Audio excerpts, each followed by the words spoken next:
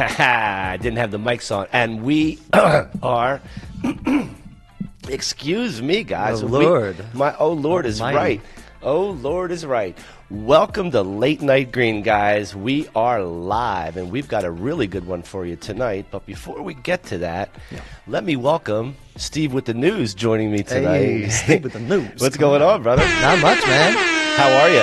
I'm good. I'm pumped to be here, man. Well, I'm pumped to have you here. This is an important interview tonight. We're going to learn a lot, teach everybody a lot. So I'm glad you're here to accompany me for this. Man, I wouldn't be anywhere else. Man. I appreciate that.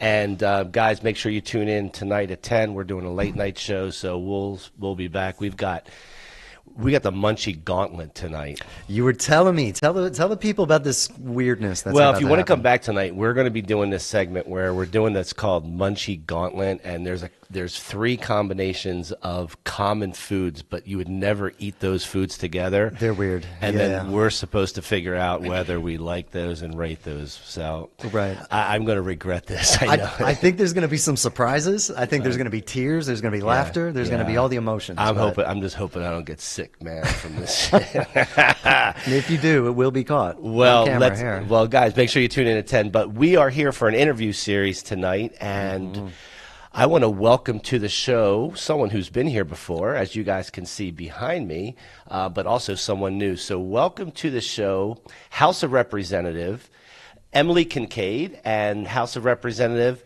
Abby Major. Welcome to the show, guys. How are you? Hey. Doing well. Great. Thank you for joining us. Emily, welcome back to the show. It's good to have you. And Abby, what a pleasure to meet you. Thanks for coming. We appreciate it.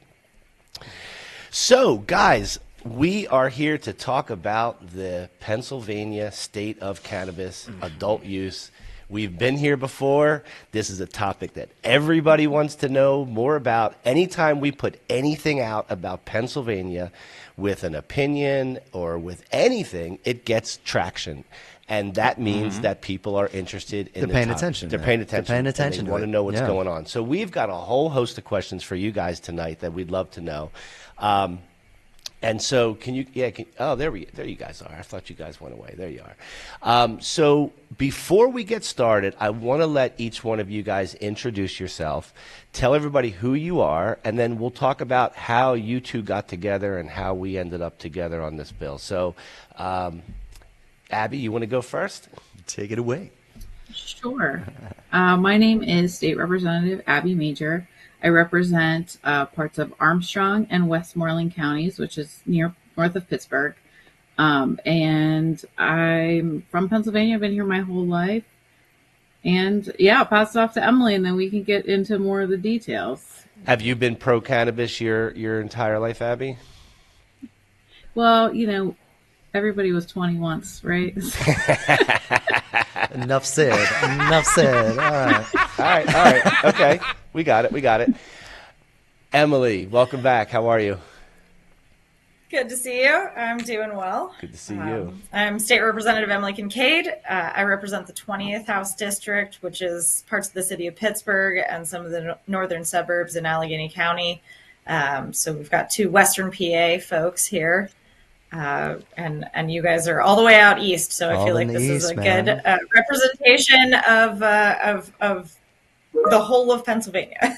Right. This includes everybody, guys. Just because it doesn't matter whether you're east, west, north, or south. We're PA, and that's right.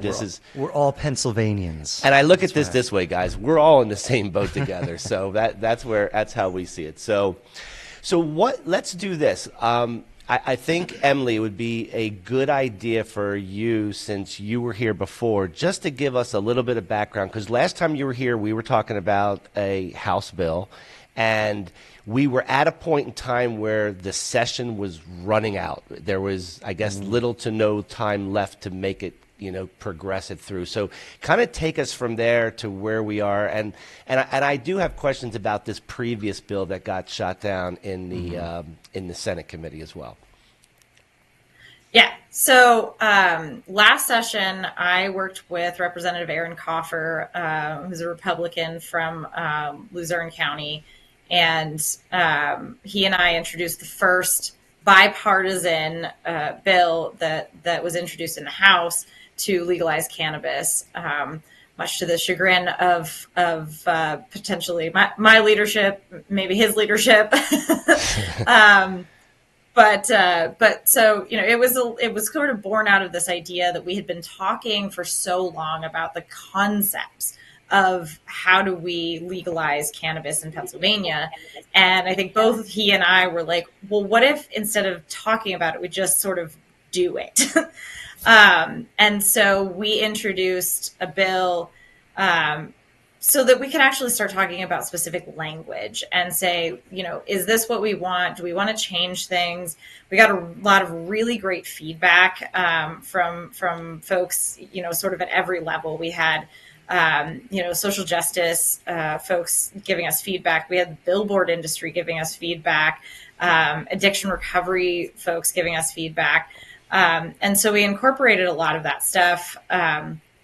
And so that was HB 2500.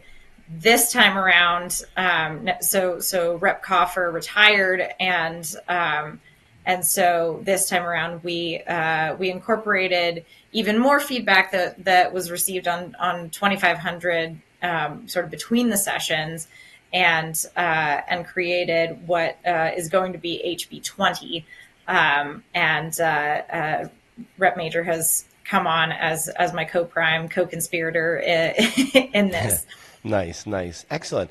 Well, no, that's super good information. And we got it wrong because we put the HB 2500 up. So it's going to be HB 20, correct? Yes. All right. So we'll make sure that we get that correct, because that was the bill, if I'm not mistaken, was that the bill that just got shot down? Yes. No, the bill that got shot down was 1200. And so that was a bill that was sponsored by Representatives Krajewski and Frankel. And it presented like a state store model that, you know, we would run, you know, cannabis through the same kind of model as we do our wine and liquor. Right. And, you know, I think that it raised a whole kind of host of issues. You know, we ended up passing it out of the House on a party line vote. So no Republicans voted for it, but all of the Democrats, including me, we voted for it. You know, with the, at least on my end, with the hope that, you know, maybe we send it over to the Senate and then we can start having conversations about what this actually looks like. And you know, maybe we're 50% of the way there, that we've gotten a vehicle out of the House. But, you know, I think there's a lot to talk about in terms of was that the best way to go about it. I think the fact that, you know, Senator Laughlin brought it up in his committee, literally just to vote it down, you know, kind of demonstrates that they are really not willing to entertain a state store model, even as a vehicle.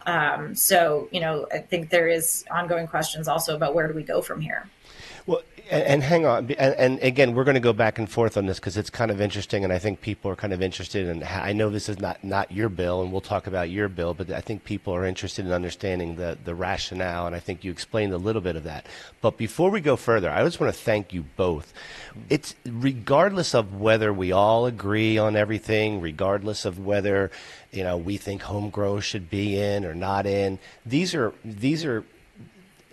extra issues. I want to thank you guys for spearheading this and taking it on, because I think that alone is difficult, and it's a muddy river. You know, it's not a clear sail. So, and we're having a conversation now because this is happening. You know? Exactly, Steve. Exactly. So thank you guys for doing that. And then so back to their bill.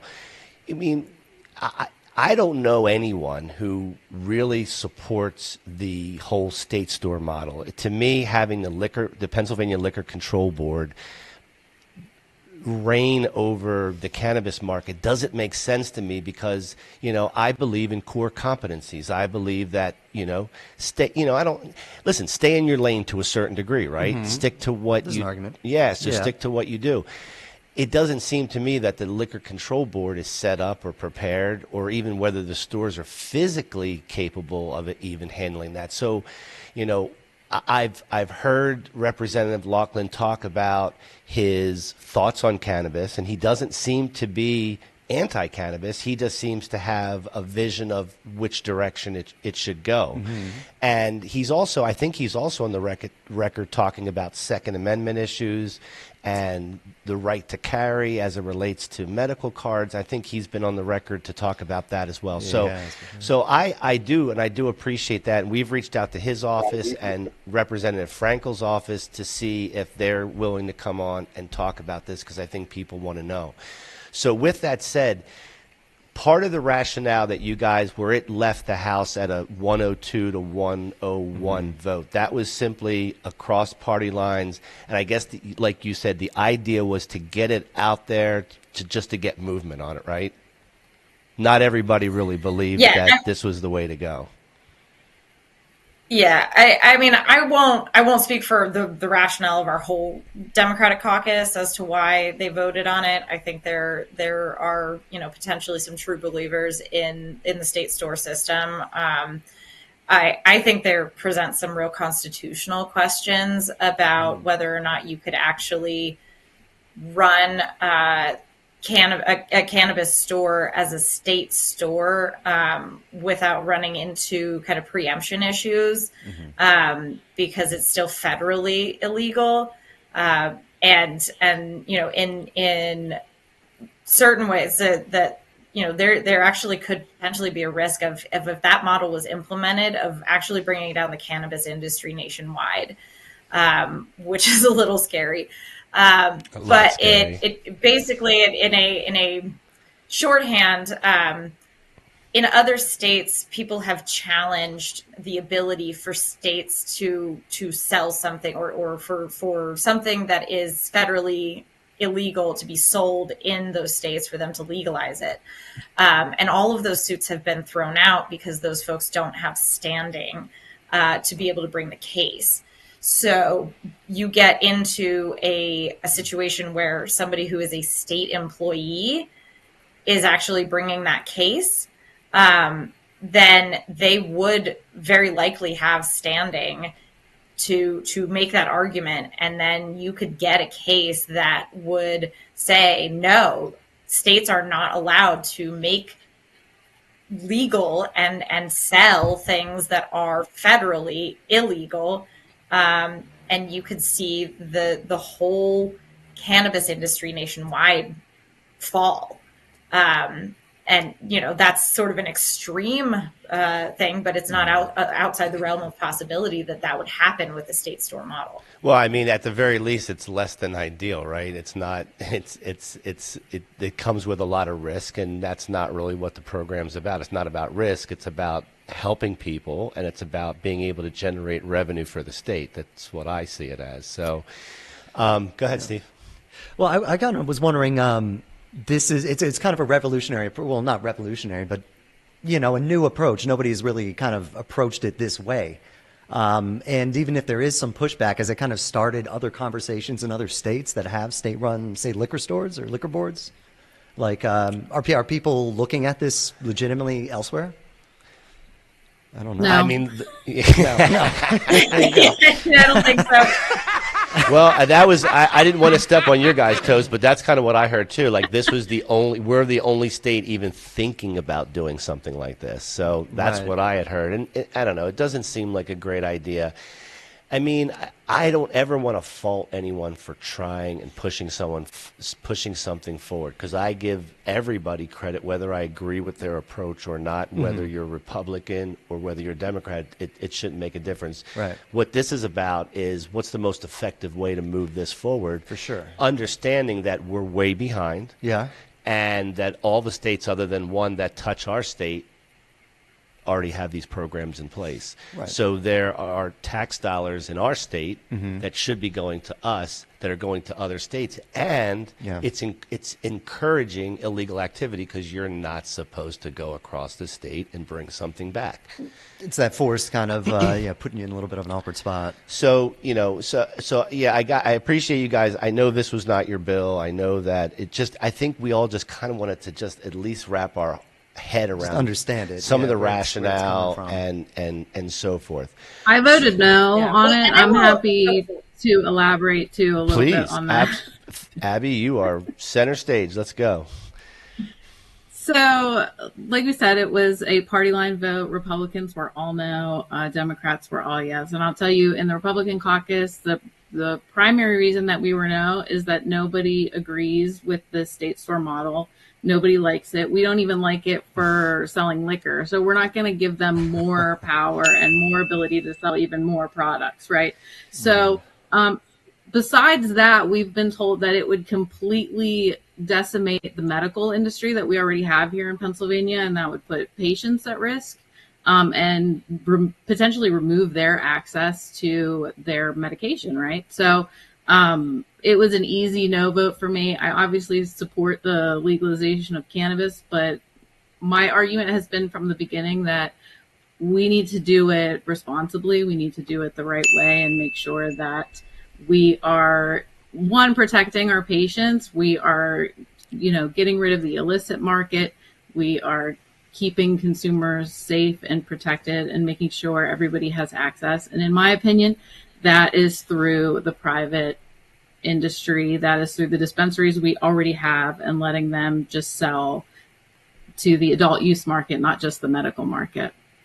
Yep. Well, I'll tell you, Abby, I completely 100% agree with you. I don't believe that the state should be selling anything, let alone cannabis. I don't think they should be selling liquor either. I don't think that's the job of the state. I believe that the state has right for oversight, as all the other states do, and they do. Should. Yeah. But I don't see why it has to be controlled other than, frankly, greed, if you ask me. I mean, I can. Well, honestly, when you look at the numbers, it's not even like we wouldn't be making more money. First of all, the sale of liquor hardly nets us a profit as it is. And the HB 1200, the way that they were putting it into the state stores, first of all, the liquor stores aren't capable of selling cannabis, so we would have to open new state-run dispensaries. So it wouldn't be on the same shelves. It wouldn't be in the same stores with liquor. So in order to do that, we're already putting ourselves in the hole to create these dispensaries. So we ran the numbers. It would cost $500 million probably just to get the state store dispensaries up and running. And it would be maybe 20 years before we ever actually saw a profit by the time we dug ourselves out of that hole. So it would be 5 years before we ever sold an ounce of legal marijuana out of a dispensary. It's funny probably. It's funny that you mentioned 500 million, because when you were on the show, Emily, last time, I said, what do we anticipate this bringing in? You said 420, which I thought was kind of humorous just because it's 420. But but we're all, we all have a little bit of business minds, right? And the business mind says you don't want to spend 500 when your opportunity is at 420. And so listen, I don't like to see any progression with cannabis in this state moving backwards, but I am glad that you guys are going to get a stab at your bill versus that bill, because frankly, I believe more in the methodology that you guys are proposing. So with that said, why don't we transition a little bit into what the current bill looks like. When you were here last, we talked about things like social justice. We talked about things like home grow, testing, and making sure that the quality of the cannabis that's sold is of great consumer standards. Yeah, exactly. So tell us about what the current bill looks like, what got incorporated from last time, what didn't get incorporated, and I guess I'll have some more questions after that. Sure. So it is in many ways the model is the same. What's different this time is we moved it out of the Department of Agriculture and established an independent commission. That was something that was important to the Legislative Black Caucus. So we incorporated that, and we added some specifically small business licenses into it. And then we also changed a little bit of how the revenue was doled out, because we have been talking a lot about wanting to kind of lean on Pennsylvania's agriculture industry and expertise, but we don't actually really utilize that much. So what we did instead was add in some revenue going directly to our agriculture industry in the form of agriculture innovation grants and farmland preservation funds, so that farmers don't necessarily have to participate in the growing or the cultivation of cannabis in order to benefit from it. And we created this program, the Ag Innovation Grants, last year. We funded it with I believe about $20 million, but there was $70 million in applications.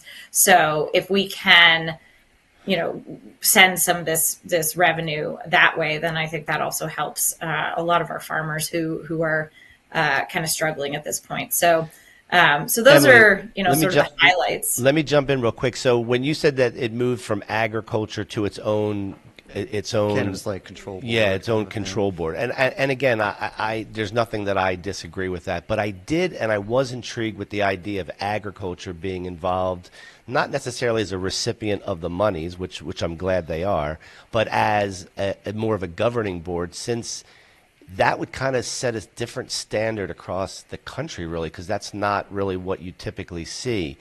Mm-hmm. What's your thoughts on that, or what were their thoughts on that? So, we initially started with the Department of Agriculture because that was what the governor had proposed, is running it through the Department of Agriculture. We ended up kind of pulling it out. One, it was something that the Black Caucus wanted, but also, in recognizing that we would also need labor support on this, and we can't, because of separation of powers issues, tell the administration that they have to enter into labor peace agreements, but we can do that with an independent authority. The Department of Agriculture, I think, is also kind of a really interesting place to have it. I think that they're really competent and in many ways a department that's really not politicized. So everybody kind of likes the Department of Agriculture. And so, if for me, when the governor said that he wanted to run it through the Department of Agriculture, I was like, that actually not the worst idea. That's my reaction. That's my reaction. Yeah, I kind of like it. It is a unique idea. I don't know that anybody else, any other state, runs it through their Department of Agriculture. Right.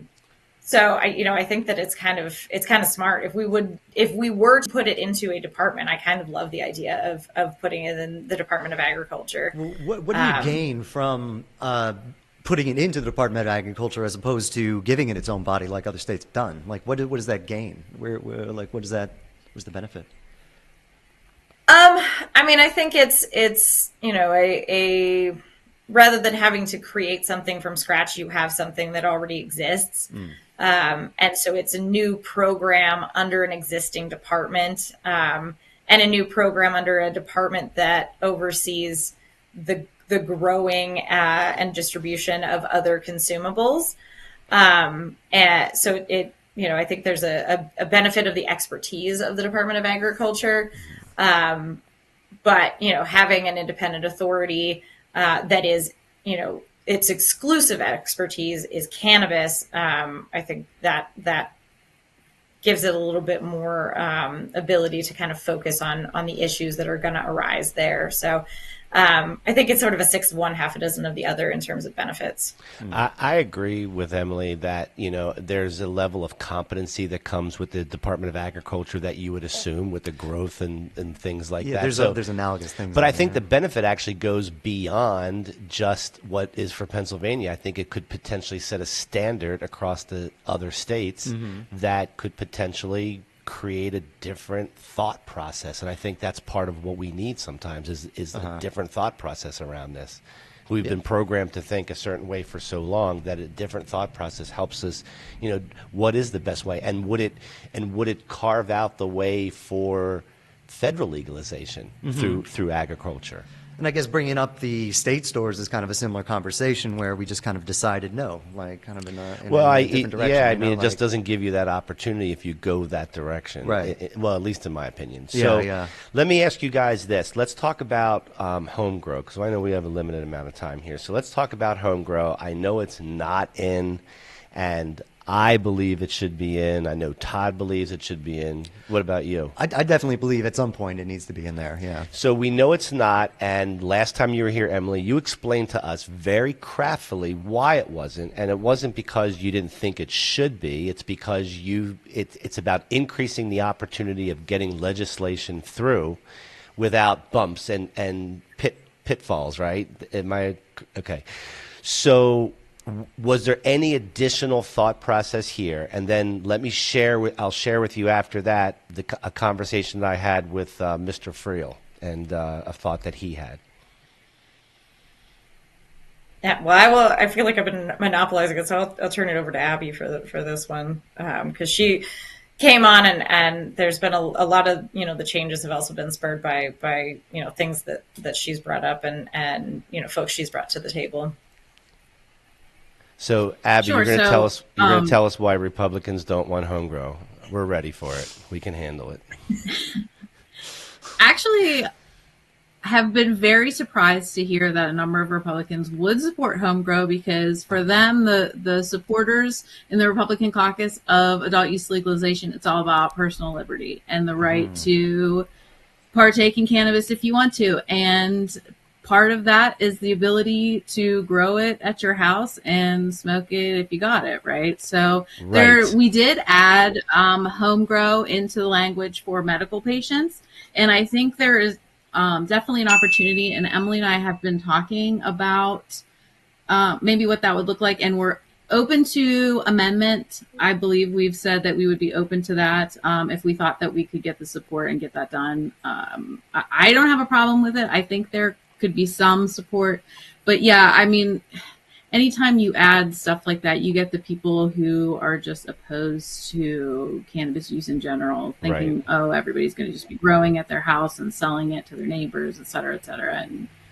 And which is not the like precedent across other states. That's not what they found across other states when they allowed homegrown. So while I mean it's a great storyline, it's just not factually it's not factually correct.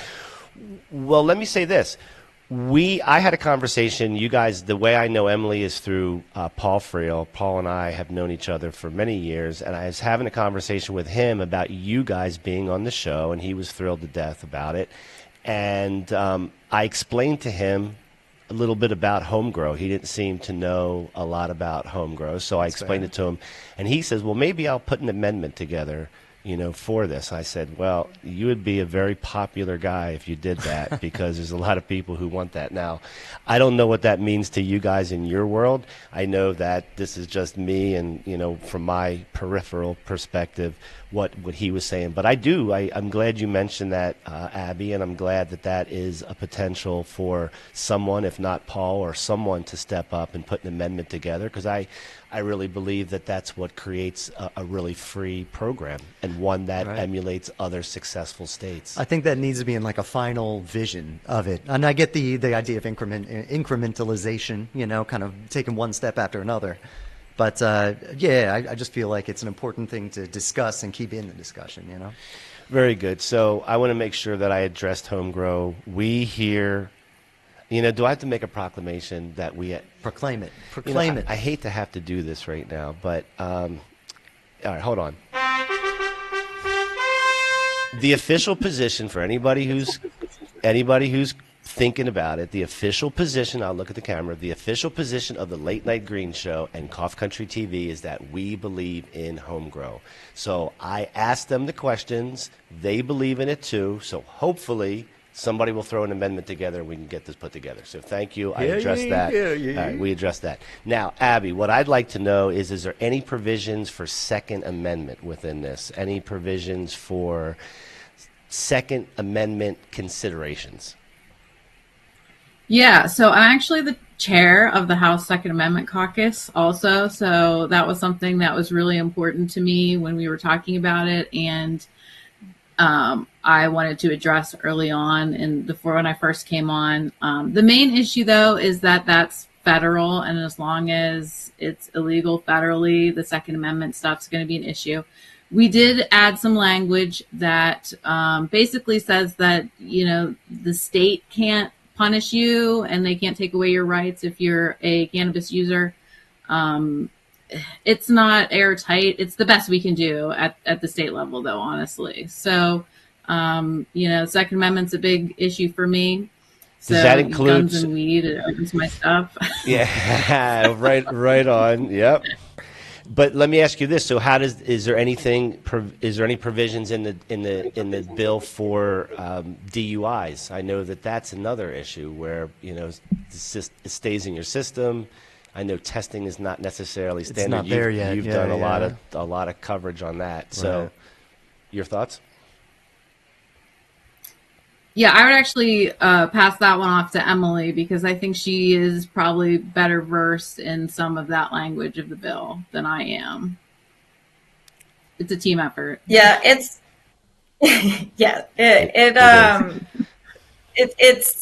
it's there, but again, like you guys were saying, there's not really a standard to determine sort of legally high in the way that there is to say like someone is legally drunk.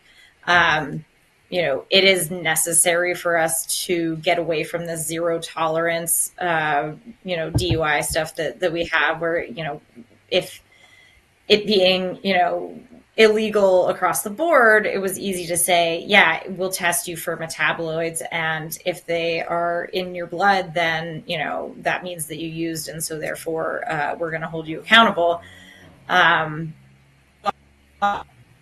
It wasn't that can't be anymore. And so I think there is still some, need to kind of figure out how exactly that, we go about kind of fixing all of that. But it's not the zero tolerance. Like if you have metabloids, it's sort of a kind of a totality of the circumstances. You have to be evaluated by the police officer that might pull you over as to whether or not you actually appear impaired, versus just the mere presence of cannabis in your system. And that's written into the bill. So that's something that you've proposed in this? Yeah. Gotcha. Well, thank you for doing that, because I think that's important. I think there's a lot of people who get in trouble for little to no reason other than they're using their medication. Right. So go ahead. Did you say? Yeah, I wanted to ask something about, I know like in other discussions, like at least, elsewhere, something that has really drawn along party lines is the social equity kind of provisions that people are debating whether or not to put into these kind of bills. Where is the division in Pennsylvania? Is there a party line kind of drawn along those, or what's the language around that? If that makes sense. Yeah. I can start there. So it's complicated, right? Because I think, especially when I'm talking about from the Republican end of things, right? Mm-hmm. So there's definitely an idea that they're kind of opposed to the social equity stuff just because they feel like they don't want anybody to get special treatment, et cetera. Yeah. But I don't really have a problem with it. I think the language that we wrote, which I'll let Emily go into more detail about, is pretty fair and gives a lot of opportunity for everybody. And one of the things that I advocated for was that anybody could have the opportunity to get into the industry, right? So I made sure we included, small business language so that not just social equity applicants would have options to get a license, but any small business could potentially open a dispensary. I think that's huge, if they meet the requirements to get a license, right? And so that's something that I can sell in the Republican caucus. We also had, to the definition of who would be eligible for a social equity license, Emily, everybody was great. We added veterans into that. So I think that makes it easier to sell also to Republicans. Mm-hmm. And I'll let Emily talk more about the specifics on that. So just, again, team effort, we'll tag team all these issues. We try to cover both ends, right? Because Pennsylvania is a split legislature, so we need to have a bill that both Democrats and Republicans can support, and so that's what we're trying. We're just, every issue that comes up, I'm saying like, hey, Republicans are going to need something like this to get behind it, and Emily's saying, okay, well, Democrats are going to need something that looks like this, and we try to find some kind of middle ground where we both can get there. So. Well, I wish our federal government would look to you two as the model for bipartisan cooperation. I mean, my God, I mean, it's so refreshing to hear that. It really is. I know you probably hear that before, but it truly is refreshing to hear. Yeah. Because that's how shit gets done. That's how shit gets done. It's not just people at each other's throat, you know? Like. Yeah, and we're actually trying to get it done. I feel like, you know, we're both coming from a good place where we're just really trying to get it done in the end and not just use it as a political talking point. And much to, again, the chagrin of our leaderships and other people who like to use it as a talking point and maybe don't actually want to get it done. But we're working together and making that hard for them. So. Gotcha. So here's what I'd like to do, guys, if I could. We're going to take a quick commercial break because we're live and we got to do it. So we're going to take a quick commercial break. And then when we come back, I want to share with you guys a little story that we did last week about Pennsylvania and how it basically got age restricted on YouTube. And I'll show you a little cut from that and just, we'll just briefly talk about it. And then we'll wrap it up with you guys giving us what the next steps are for this bill and what we could expect in terms of timing and stuff like that. And then we'll let you guys go. Sound good? Sounds good. Yep. All right, we'll be back right after this.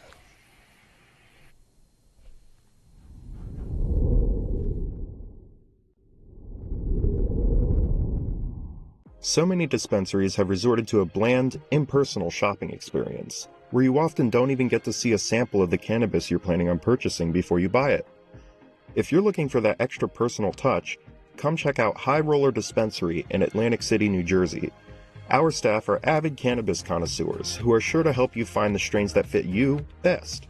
Whether you're looking for premium flower, edibles, concentrates, or tinctures, we have you covered with over 100 different strains to choose from, all of which are able to be seen, smelled, and thoroughly examined in our elegant showroom. If you're in a rush, we offer a seamless online ordering system that allows for in-depth exploration of all that we have to offer.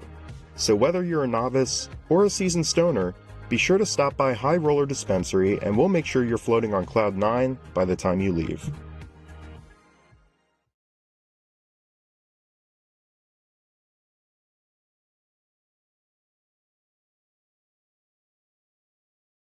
Marijuana is huge.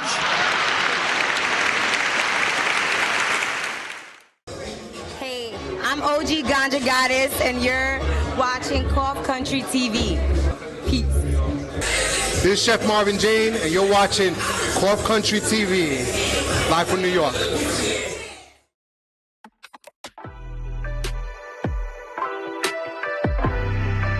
It's right around here, 15 inches, maybe if you're younger, you go up to 19 inches, Yeah, you already went the bigger. Sometimes a CIO might make commitments to a CEO that they just can't fulfill.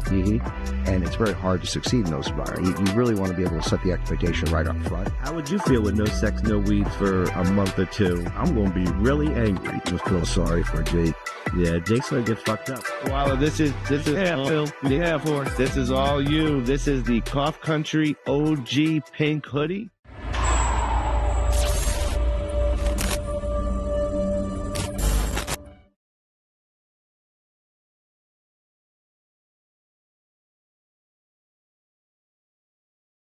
In terms of marijuana, I think it should happen.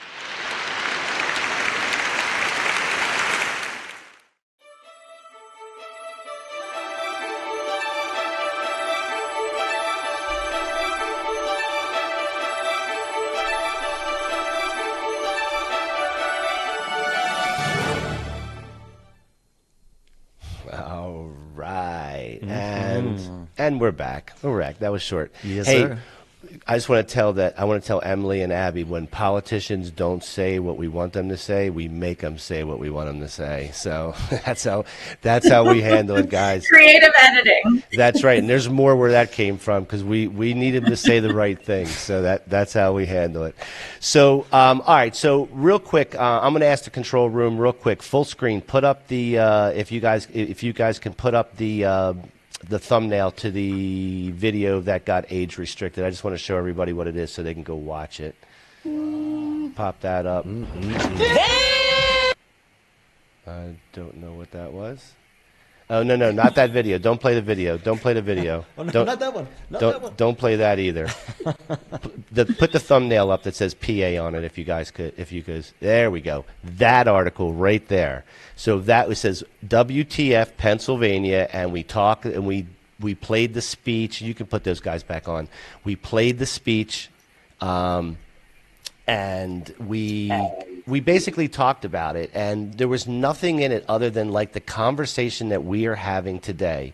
And what drives me absolutely nuts, and I'll take my shot at YouTube, is that there is stuff on YouTube that is so marginal and so questionable. But if you just have a legitimate conversation about legislation in the cannabis space, that causes YouTube to have a problem.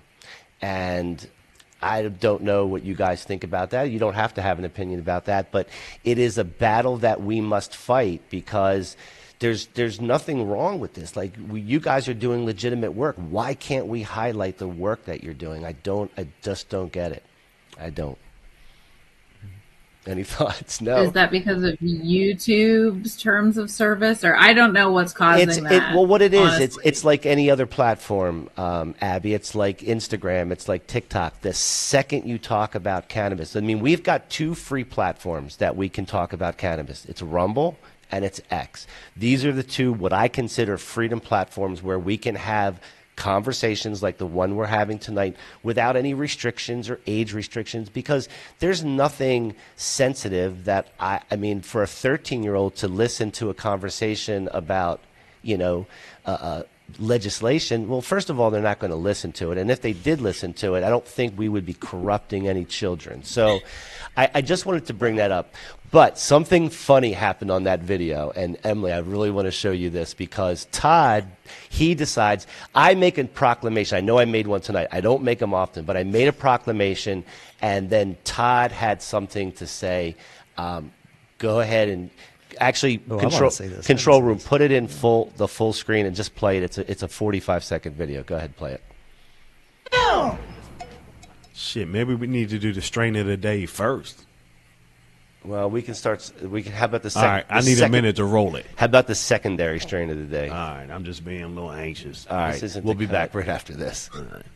That's not the cut. And this Rogan thing on here, I just thought it was relevant to put the Joe Rogan video up, because he talks about that. That's not the right cut. All right, sorry about that, guys. Anyway, what happened was, it was very funny. We had a cut. So Todd goes in the middle of talking about Pennsylvania. Todd goes, hey, I'm going to run for House of Representatives. I'm going to run for Pennsylvania Senate. And he goes, and I want Emily Kinkead as my running mate. And he made this whole, and I said, bro, if you're going to run for Senate, you don't have to pick Emily as your vice president. You're not running for president, brother. So I just thought, I'll have to send that to you. I had it all queued up. I thought you guys would love that. But anyway, let's do this. Let's finish our conversation, and I really appreciate your guys' time. Let's finish with what we can expect. What's next with HB 20? What's the next steps? Yeah, what's going on? So it's pretty up in the air right now, because I think there's several avenues that we can take. So one is to actually run HB 20 as HB 20, and that is a decision that would be made by the Democratic House leadership. And so I actually have a conversation with them coming up to see what the likelihood on that is. Abby and I have a conversation, a meeting scheduled with Senator Laughlin and Senator Street to talk about, a kind of a path forward in the Senate. We've been in touch with them about the language and changes and tweaks, all along the way. So they have our language. And, obviously they have introduced co-sponsorship memos that they're planning to introduce language. So, maybe they take our language and introduce it. Maybe they tweak it and introduce something, sort of similar. And then, there still is the possibility that we could use HB 1200 as a vehicle. And I think that, in many ways still kind of makes sense that, even though the Senate committee brought it up to vote it down, it doesn't kill the bill. It just basically, isn't referred out to the whole of the Senate. So it's still in that committee. It can still be voted on. It can still be amended. They could bring it back up. So there's still a possibility of using that as a vehicle. And, I don't think that's the worst thing in the world to do, because again, it means that we have something that's out of the House. Yeah. And so, there are a number of different paths that we could kind of take. I think it really kind of depends on, just how motivated we are as the legislature to, really establish a new revenue stream, because we need it in Pennsylvania. And I think that Democrats and Republicans both recognize that. Mm-hmm. What can voters do right now to support the bill? Is there anything they can do, voters? Call their legislator, their state rep, their senator, and tell them where they are, because we need as much support as we can get. Right now, it's, mostly me and Emily being loud on the House side. And man, could we use some additional voices, I think, especially on my side, if they're Republicans. I think there's a real vibe in the Republican caucus that people don't really want this, or like the people that they represent don't really want to legalize cannabis. So I've been trying to change that narrative, but, having people call their legislators and saying, no, actually, we would love to have legal cannabis, or even if they're like, you know what, I really don't care if you do it or not. That would be fine. I mean, also. Abby, I saw a statistic that said 75% of Pennsylvanians want illegal cannabis, but I don't think that in the Pennsylvania Congress we have 75% of the people who believe that it should be. So there's a disconnect somewhere. Mm-hmm. Yeah. I think that the disconnect is people will say, yes, maybe 75% of Pennsylvanians want, this legalized, but those are people that are in Philly, and those are people that are in Pittsburgh, and those are people that are in like the urban Democratic areas. And they're not these folks that are in more rural areas. They're not people that are in the more conservative areas. Even among the more conservative Democrats, there are a lot of folks that are really hesitant about, actually trying to legalize. It was a battle for our leadership to get some of these votes to put up 102 votes for HB 1200. And it, it's because a lot of folks were really, we had people on the extreme left of our party that were like, this doesn't go far enough. It's not enough for social justice. We don't want it in the state stores. And then there were people on the more right side of things that were like, I don't want to, I don't want to do this at all. And so I don't want to vote on anything to legalize. So I think that those folks in particular, hearing from the people in their district that say either one, I want you to vote to legalize, or two, I'm not going to punish you by voting against you if you do vote to legalize. I've been all over, Emily, I've been all over rural Pennsylvania, I'm sure, as you have, and Abby, you have as well. And everywhere I go, it seems like people are smoking weed there as well. I mean, it becomes more religious in the conservative areas, in the more rural areas, and perhaps the propaganda that we have in our studio about reefer madness and devil's harvest and all the stuff that are on our walls kind of got to them over the years of programming from our government. And I believe that that's probably what it is. But yet in those areas, I mean, people are smoking weed, you know. Yeah. And I think it's proven by the fact that the dispensaries in the rural areas are doing good business right now anyway. So interesting. Do you think those votes that were hard won are going to kind of stick around, or or those votes need massaging, you know, or? I think it's going to depend.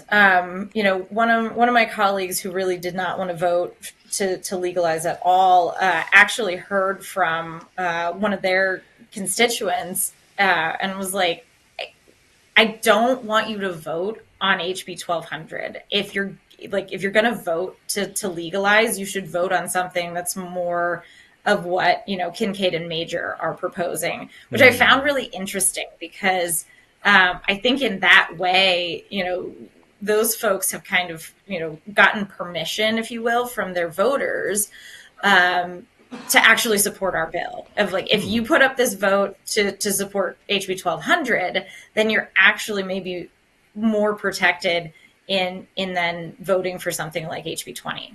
That's interesting. Yeah, it is interesting. Give and take, right? A little bit of give and take, and that's you know, that's how shit gets done. Amen. That's how shit gets done. I think the other thing is, if we can get bipartisan votes, if we can get Republicans to vote for things, then it's over. For our bill, then you know, it's, well, not necessarily over. It also gives some of the Democrats who don't want to vote for it a little bit of cover that they can actually vote no. Okay, that's fair. And we can still get it across the finish line. And I think, you know, anything that gets bipartisan support is a good demonstration that we are, again, you know, working together to try and find a compromise. And we're not talking about a lot of people. The difference between, I mean, what was it, one vote in the House, and what's the difference on the Senate side? Is it significant or probably pretty tight over there as well? I think it's 3-4 votes.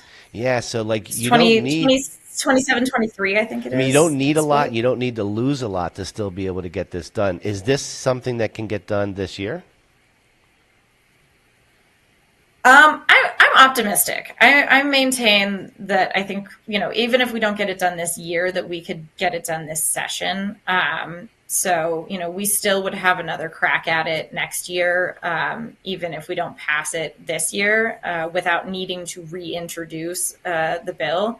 So, you know, I think there's a lot of momentum behind it. I think the fact that we moved anything to legalize cannabis out of the House, that's further than we've ever gotten before. Yeah. You know, we're having these conversations.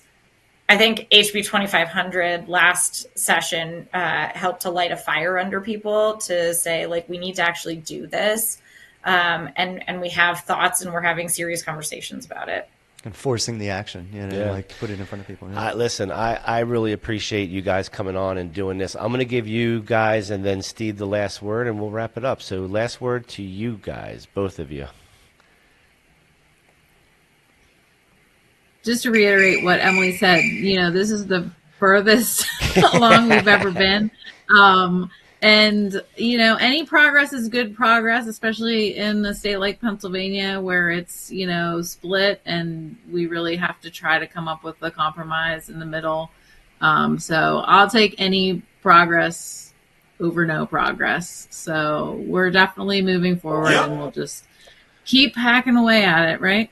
Yes, yes. And Emily, your last thoughts?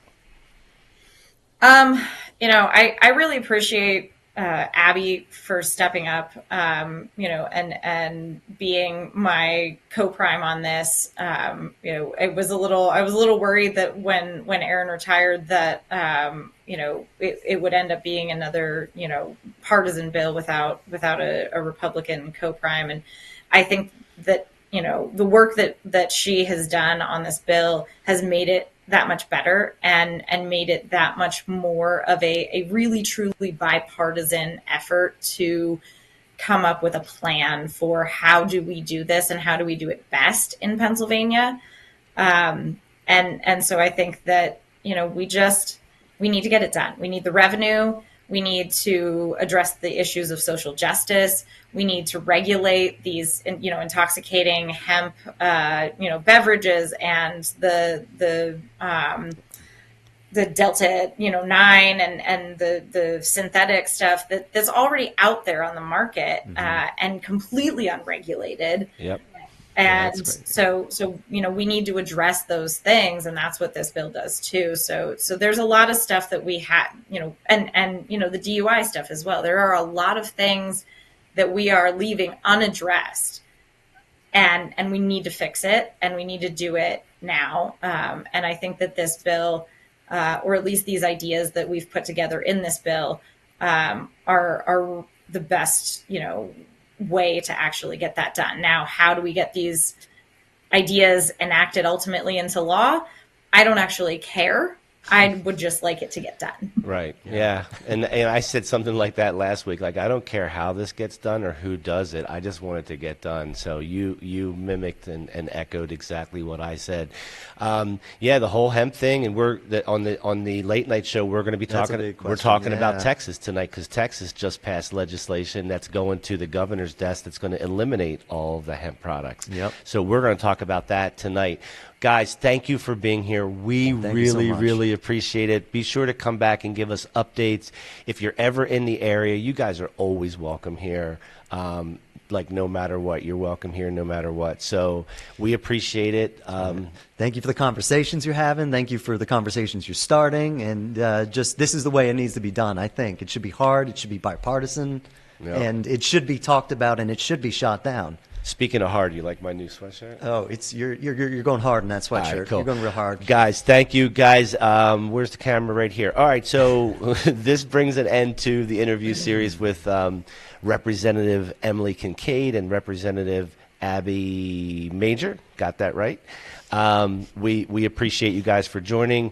Guys, we'll be back on in 30 minutes for the late night show. T. Greedy's supposed to be here, and we're going to do this whole Munchie Gauntlet and talk about Texas and some other stuff, and then we'll call it a night. So, guys, thank you very much for joining us. We appreciate the work that you do, and good luck. If there's anything that we can help do to support your cause, we would love to do it. And I'm going to be bugging Paul to be putting that amendment in. So if that happens, I'd like to think that we had something to do with it. So anyway, thank you guys. Thank you guys. And we will talk to you soon. And we'll be back in 30 minutes. See ya.